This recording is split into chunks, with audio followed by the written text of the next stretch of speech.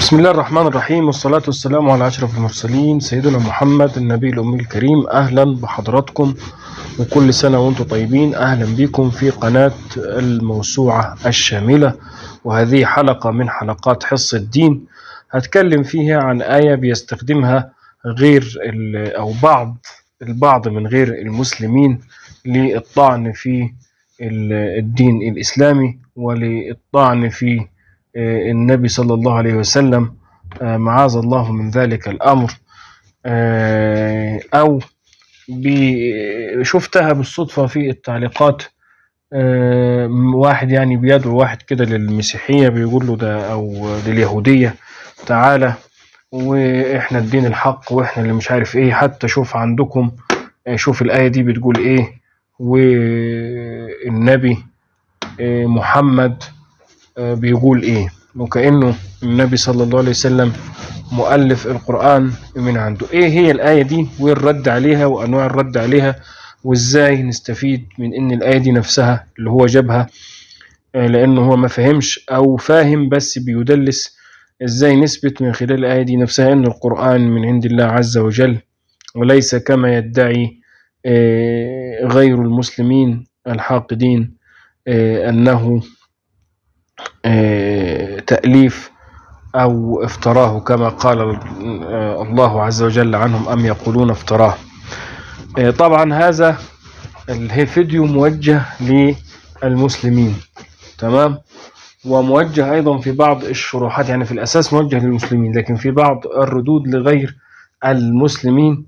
فطبعا الرد بتاع الآية ليه رد من الناحية نفسها كده فيزيائي من الأول، يعني كده بالمنطق السليم، وفي رد من ناحية المعنى نفسه بتاع الآية بتقول إيه، وفي رد من ناحية اللغة. طبعا أنا مش متخصص في اللغة، ولكن أتشرف إن أنا خريج الأزهر، فأنا عايز أجيب لك بس من الآخر، لأن أصلا الرد اللي هو مفصل جدا وفي تفصيل جدا ده بيناسب أصلا العلماء المتخصصين. ولكن مثلا عشان ما حدش يقول ده احنا بنتهرب وبنقول لا ده اسأل عالم ونسيب الرد للعلماء، لا، تعالى انا اقول لك الآية نفسها اللي هم بيستخدموها بتقول ايه. الآية في سورة يونس، وهي قول الله تعالى: فإن كنت في شك فاسأل الذين يقرؤون الكتاب من قبلك. بسم الله الرحمن الرحيم. فإن كنت في شك مما نزلنا إليك فاسأل الذين يقرؤون الكتاب من قبلك لقد جاءك الحق من ربك فلا تكونن من الممترين. تمام، نقرأ الآية تاني. بسم الله الرحمن الرحيم.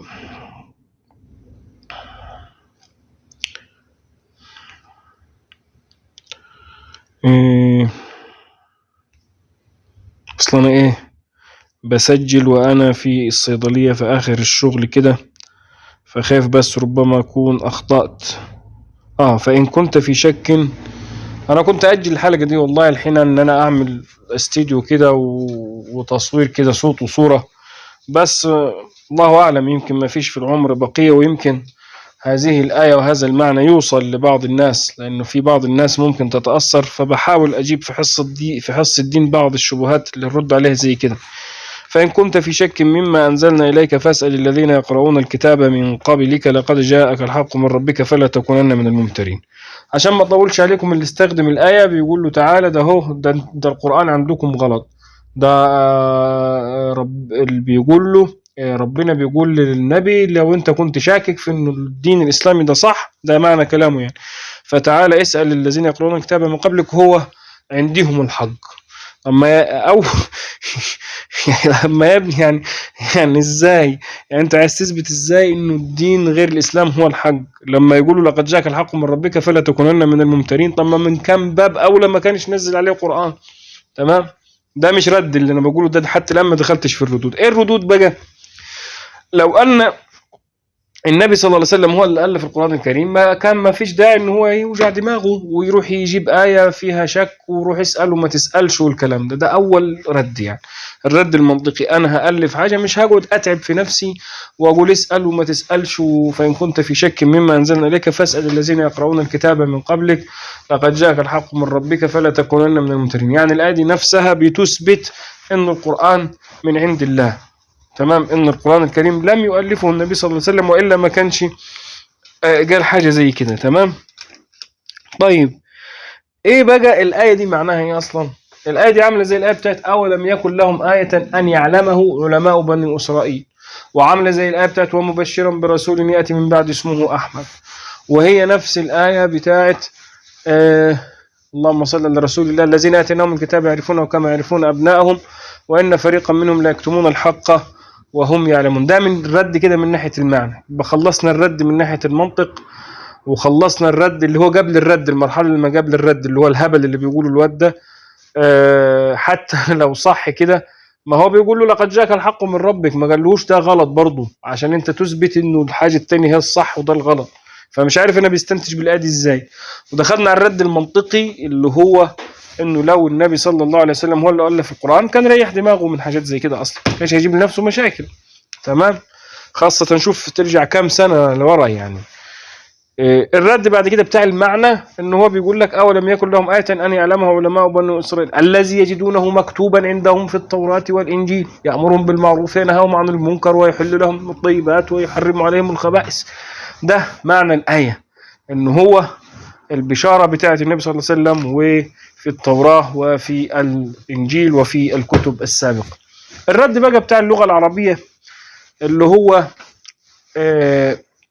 ما يبقاش الإنسان غبي. القرآن الكريم جاي لأهل مكة يتحداهم في فصاحتهم وفي لغتهم، فمش الحكم المتعلق على شرط ملهوش علاقة يعني تحقيق الشرط من عدمه. يعني ازاي؟ بدل ما نخش في تفاصيل زي مثلا ربنا سبحانه وتعالى لما يقول لو كان فيهما آلهة إلا الله لفسدتا، هل في إله غير ربنا سبحانه وتعالى؟ ما فيش. طيب وإذ قال الله يا عيسى ابن مريم أنت قلت للناس اتخذوني وأمي إلهين من دوني الله قال سبحانه. لما ربنا عارف انه سيدنا عيسى ما قالش للناس كده، بس بيسألوا. ففي أمور في اللغة زي كده، زي طبعا وقضى ربك ألا تعبدوا إلا إياه بالوالدين إحسانا إما يبلغن عندك الكبر أحدهما أو كلاهما. الخطاب مش موجه للنبي صلى الله عليه وسلم، موجه لغير النبي، للمستمع. فإن كنت في شك أيها السامع مما أنزلنا إليك، ففيها تعريض بالحكم وبلاغة وشغل شرط وحكم. فده اللي قدرت أنا أوصله لكم بالمنطق السليم، ومش بس عشان أنا إنسان مسلم ومؤمن موحد بالله فبقول إنه ده صح، لا، ده هو ده الصح، هو ده بالدليل اهو وبالأدلة. أما أدلة اللغة العربية فعايز طبعا قاعدة وعايز شرح أكثر، ولكن أنا حبيت أقسم لكم التقسيمات والأدلة في عجل. الأدلة بتاعت بطلان من استخدم هذه الآية لا تخرج من الأربع أدلة دول: الرد المنطقي، والرد بتاع الآية نفسها معناه، والرد بتاع اللغة. تحياتي لكم وكل عام وأنتم بخير، والسلام عليكم ورحمة الله وبركاته.